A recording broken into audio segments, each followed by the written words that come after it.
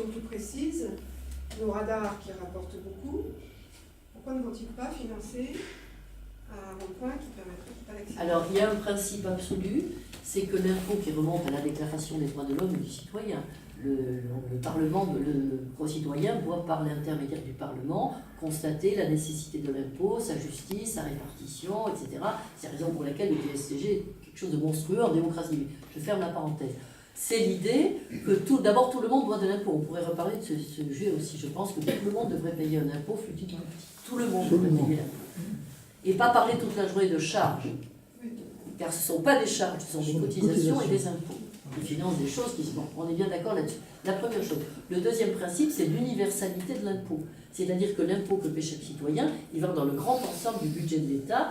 Ensuite, le budget de l'État est affecté par la loi de finances, moins libre qu'elle ne devrait être. Enfin, le principe reste le même. Et donc, vous pouvez avoir la réponse à votre question en lisant le budget de l'État. Qui n'est pas une lecture que je vous recommanderais, sauf pour vous endormir. C'est des fascicules. Voilà.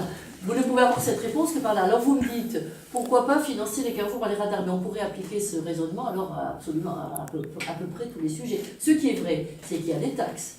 Il y a des taxes fiscales et une partie des taxes fiscales qui sont des taxes affectées. Hein? Et donc, il ne serait pas ridicule forcément d'affecter dans certains domaines des taxes. On le fait sur certains sujets. Hein? Voilà.